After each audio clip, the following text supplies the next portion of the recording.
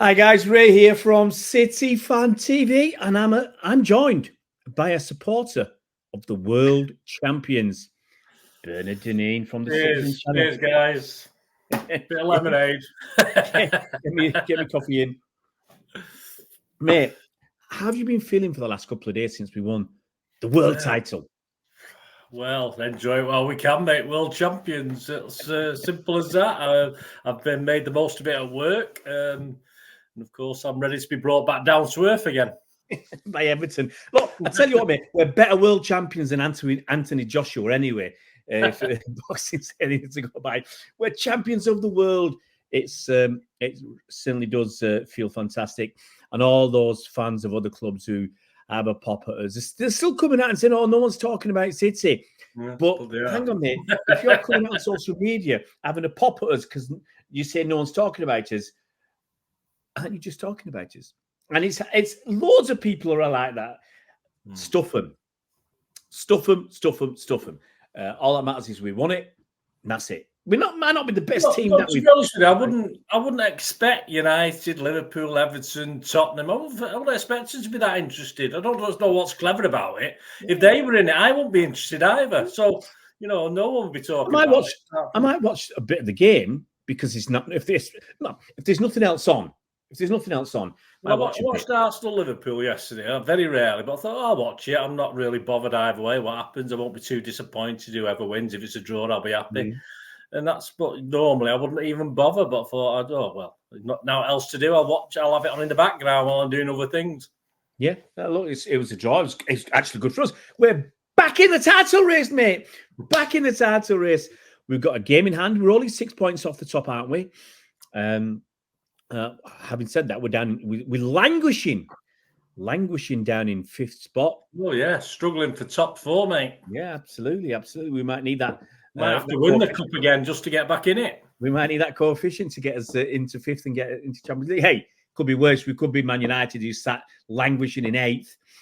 Jim Ratcliffe just spent £1 billion getting 25% stake in them, and another $300 million he's going to invest into the club. They're apparently hoping to extend the ground. Apparently, Gary Neville's bought some houses and some stuff that was blocking the expansion. So they're hoping to get over 80,000 mugs. Yeah. Anyway, and it's better than Chelsea, who sat in 10th after losing today. But we're looking forwards. We can only look forwards, and actually, for once, for the first time in a little while, we're looking upwards because there's a lot of teams above us at the moment. But the results have been pressure's on, mate. Pressure's on.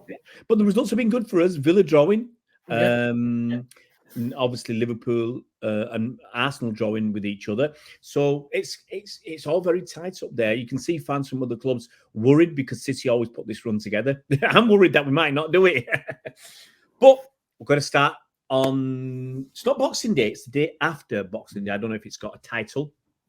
Day after Boxing Day. All right, that'll do for me. That'll do for me. You hit it. You hit the nail on the head, mate, straight away. That'll do for me. We played away at Everton, Goodison Park, People's Club, isn't it? Everton. They've had a good run, although that came to a grinding halt against. I mean, actually, look at the 2 games they've lost in this run. They've had a run of, I think, 7 games where they won 5. They lost to Man United. Was it at home 3-0? Yeah. And I think they've been disappointed with that result. Yeah. Yeah. And they lost to Spuds as well. But apart from that, they've had a very good run. They're well clear of the relegation zone now. I think in the same way the 115 thing galvanised us. I think the losing 10 points galvanised them. Didn't galvanise them immediately, did it? They got beat by Man United. No, that's what I mean. Well, it was let it soak in first, and then obviously, I think teams have a hoodoo, don't they? I think United at Everton, it's just in the stars, isn't it, that they're going to beat them. Like Liverpool, I mean, they find it tough to. It's like us against Tottenham away. We at the moment we can't get it. Anfield away, we can't really get it on a regular basis, and I think United at home to Everton has always got United away to Everton has always got a away win on it. Well, Everton is sat in 16th. It doesn't look good, but they're 4 points clear off the relegation zone. Yeah, they weren't doing okay, but you can't imagine they're gonna suffer long term. No, I think they will bounce back. I mean, with that, if they hadn't lost those 10 points, it'd be a cracking season for them. They'd be sat in 10th with 26 points. Only 2 points behind United, 1 point behind Brighton, and Everton fans would be saying it's a good season, potentially even a great season from what they've been doing in recent times. Obviously, we're going to focus more on the City angle in this game. I haven't heard Pep say anything about fitness on players. We're going to talk about fitness first because obviously we're concerned about players. Obviously, Rodri was clattered into. I didn't think it was a foul, really, that tackle on Rodri. It might not look nice, but the fella got plenty of the ball. I can't believe looking at it. I mean, Rodri's a pretty robust guy. So, injuries you can count on one hand since he's been with City. It looks as though he did scissor him a little bit, but nothing overly untoward. Perhaps a little bit of, and he certainly seemed cheerful enough after the game and stuff. I think if he'd done anything serious, I don't think he would have celebrated, of course, but you didn't get any hint that there was any problem. I think he said he felt like he was going to cry because I think at the time he felt like it felt catastrophic because he got clattered on his ankle. His knee was giving him some jip. He tried to carry on. Unfortunately, we scored a third goal less than a minute later. So then Pep pulled him off. At least he had a break from the game. He said, "I'll be fit for Everton. I'm fine. Don't worry." So we've got to take him at face value that he'll be fine and be ready for Everton. We move on to other players.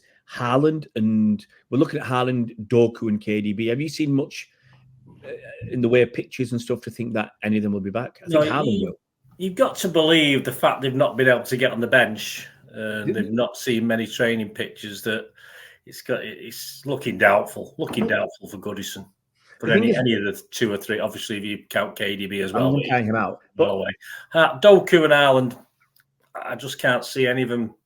But the thing is, Bernard, I read somewhere that because they were included in the first game, they couldn't appear in the second game. Yeah, well, I said training pictures and stuff. It's not been conclusive. I've not really spotted to say, "Oh, look at that." Guys are usually commenting, aren't they? Always back in full training or blah blah blah. I haven't seen Doku.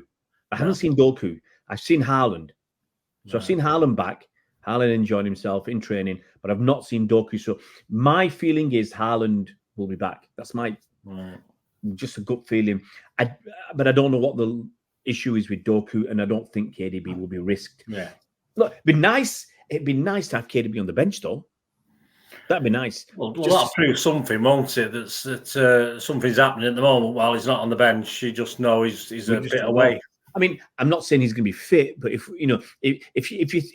it's a toss up between Mika Hamilton or another kid that's never played and KDB, I'd rather have KDB there to scare the opponent because Mika Hamilton or the couple of the kids, Alain. We've been trying that for months with Calvin Phillips on the bench, mate. It's not worked.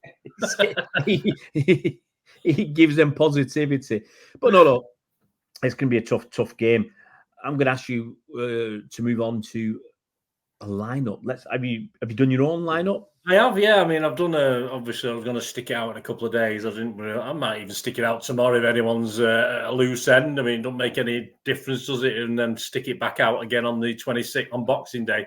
But I've worked on the basis that Haaland isn't fit. Simple as that. So my team, I think I've made 2 changes to the cup final, to the Champions final. Okay, let me guess. You've got Nunes in. No. Kovacic? Yes. For Lewis? Yes. That's one. And the other one, you can't have Guardiola in. I think I've made 2 anyway. I think I've made 2. I might actually be wrong on that one, I think. Go on then. Let us know your side. Here's the team anyway. I've definitely made 1. As I say, when I do this little whys and wherefores, I forget, when I discount some and put some in. So we're going at the back. I'm leaving Akanji out. Yeah. Right. I'm leaving Akanji out. So I'm basically going Walker, Stones, Diaz, and Aki at the back. And then obviously Rodri, Kovacic, as you've already mentioned. I think Kovacic. I think it's too much for Lewis. This it was a physical. You know, he struggled the other night. I think Goodison will struggle again if he wants to. If he's going to play him in midfield rather than right back, you know, doing what we used to do in the old days. I just don't think he's up to it at the moment. I don't think he's capable. So I've got Rodri, Kovacic, and of course Bernardo then in the middle. And quite easy, really. I mean, Grealish has got to play because we don't. If Doku's not around, Grealish has got to play, even though he wasn't great. I don't think in the against Fluminense. Of course, Foden and this guy Alvarez deserves yet another start for what he's doing. I'm not saying I'm blown away, but he's doing what he has to do at times. But here's the thing about Alvarez. I totally agree with you. He works hard. The game that we had against Fluminense was. That midfield was hard workers. We had Alvarez there. We had Bernardo there. Rico Lewis. You know, when you think these guys are going to really put a shift in. So there's no space for people like Nunes and Kovacic. These guys are the effort boys. So you know. But I mean, if Haaland's fit, then obviously he's the first guy to step down. But the thing is, Alvarez, I agree with you. He doesn't fill me with. Doesn't inspire me. You know, I know he's doing the bits and he's getting the goals and he's getting assists, but he's throughout the game. I mean, I tell you what, I don't like about him when he's all right. We don't want our forwards to do too much defending, but his arms. He's always trying to grab players. He just doesn't look comfortable trying. You know, even when it's in their third, he's trying to. Don't use it. Just play. Just cover it. Don't start trying to pull players, but you give free kicks away. What's the point? But here's the thing. Here's the thing with Alvarez. Okay, Haaland gets what's the word? He gets cut a lot of slack. Okay, for his basically he doesn't have to put any effort, run around and all that. Okay, because he scores goals, and we accept it and we say that's good enough. That's all that matters. Haaland could have 3 touches in a game. He scores a goal. That's all everybody's going to be talking about now. Part of me, you know, and I just think that's the way it is. That's where people accept. But we don't give Alvarez the same. We don't cut him the same slack. We say to Alvarez, well, listen, mate, you're on the pitch. You've got to do more. You've got to do, you know, you've got to contribute all over the pitch and you've got to score and you've got to get an assist. And even then, we're going to say, you're not good enough. Yeah. So I think that's a little bit harsh on the kid. I'm just trying to open up. I wanted to see how many goals he scored this year, but my I think not. It's not the word harsh. It's just we think because he's won the World Cup and he's capable of it. But I think he's playing really well. I think he's doing a grand job. But there's a lot of hype about him, isn't there? There is a lot of, and it's very hard to live up to that. You know, another two or three seasons time, he could be the greatest player we've ever seen up front. He could be just bang average. He could be another Gabby Jesus. You know what I mean? When he first started, I thought he looked tremendous, cracking potential, cracking player. But then he didn't really kick on, did he? Absolutely. I'm just pulling up. I'm trying to see if I can pull up his stats. His career statistics. I just think sometimes when we put teams under pressure, he relieves that pressure a bit by doing silly little things. I don't know what it is. He just. And yet, he's just some crap. I mean, that first goal against Fluminense. I mean, I have no. I mean, why couldn't he edit in? I don't understand. I mean, I could see the principle of it, and it fell right for his chest, I suppose. But I mean, and it was a clean goal. But I do get a little bit confused sometimes how these. I can imagine Haaland doing that. Mario Balotelli. I don't know. But the thing is, he's in the right place at the right time. Looking at his stats, apparently this season, I'm just trying to see if it includes last night. I think it does. But according to Wikipedia, he scored 10 goals in 26 games. And that's not a bad return for a guy who's not playing as an out-and-out striker. Man United or a few teams would be happy to take that. So he's got 4 goals in the league in 17 games. He went through a period of about 8 or 9 games without scoring. And he's just now obviously got a few goals over in. I'm never really sure where he's playing. That's my. He's moved around, and some people cut him a bit of slack because they say he's not playing in his best position. Pep keeps moving him around. He plays him here, plays him there, plays him up top, plays him false 9, plays him behind Haaland, plays him on the right. you know, and When you watch him for Argentina in that World Cup, he was excellent at times, and other times not so much. yeah, And he's playing like that for us. He's doing exactly the same thing for us. Obviously, he had Messi next to him or behind him, wherever in the World Cup. So that was a big difference, of course, which he doesn't have the benefit of that. But you know, he really can do something special at times. But other times, I'm a bit confused of what he is doing. yeah. Not his fault. I mean, at the end of the day, Pep's having to adapt this year, and a lot of players aren't quite playing where they perhaps the best positions, and it's the same with Alvarez. Yeah, no. As long as he keeps for me, as long as he keeps putting the effort in, you know, as I was going to say at the top of the show, it's not our best team. Yeah. And that's why I put him straight in the team and say, without, all right, if Ireland had been there, I might have dithered a bit. But for me, after that final, you know, he's sort of he's saying to Pep, drop me, because you know, try and drop me, because I'm not really, you know, I'm doing it for you. You know, I'm doing what you want me to do. I'm scoring goals. I'm all right. I might not be perfect by any means. I mean, players like Bernardo, I thought had been a little bit quietish last 2 or 3 games as well. He's not been the same. But again, he's been playing him on the wing and stuff. You know, he's in unusual positions, and that's on Pep. But he has to cope with injuries and how we've been playing. Yeah, no. I mean, I look at our side sometimes, and I do worry. And then I think, well, we've got KDB to come back, we've got Haaland to come back, we've got Doku to come back. That's a lot. Do you think defensively, you know, kept 2 clean sheets now? We're looking any better? No. Or is it just because we weren't really tested against these two teams? Let's be honest, you know, that you're our Red Diamonds. We were calling them a championship team.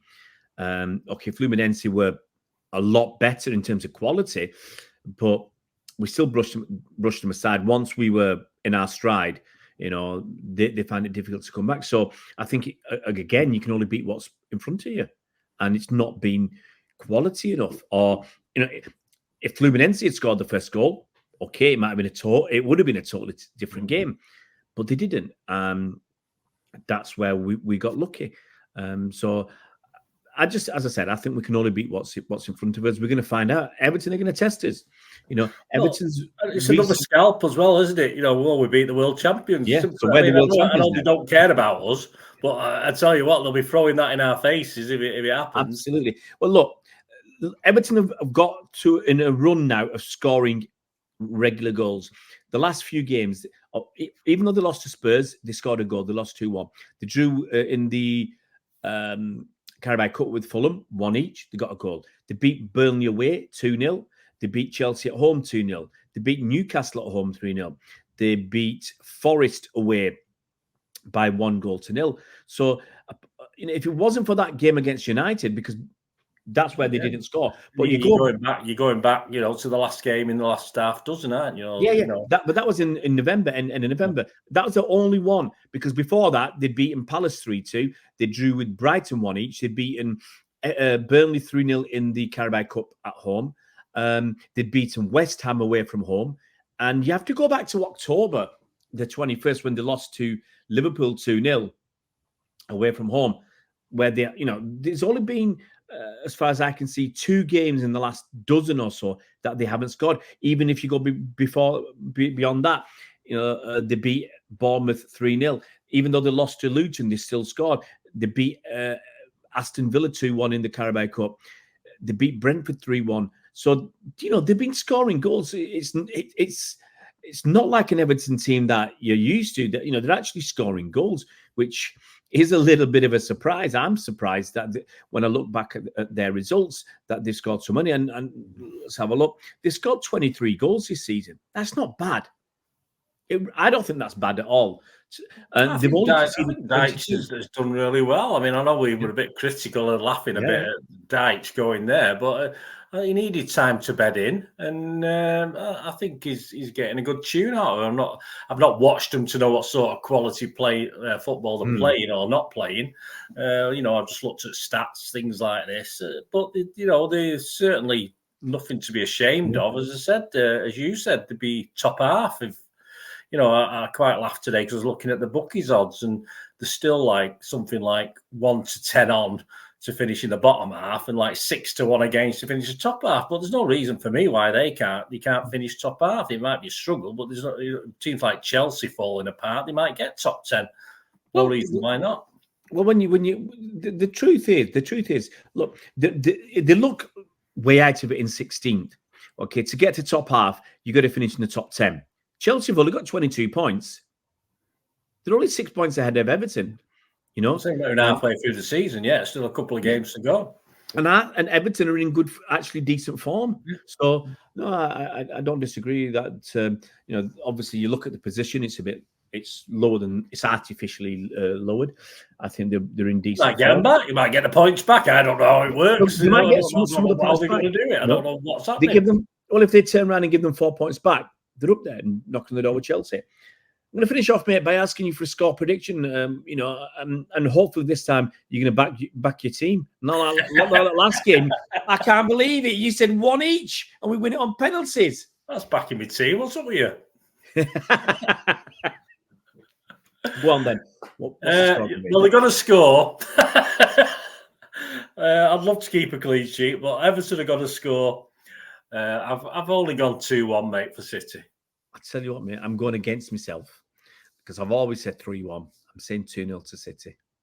I'm going 2-0 to City. We've got to do it. We've got to start. We've got to start seeing some light. We've got to say a victory 2-1 will be nice, but 2-0 will be better. We'll start getting some clean sheets in the Premier League.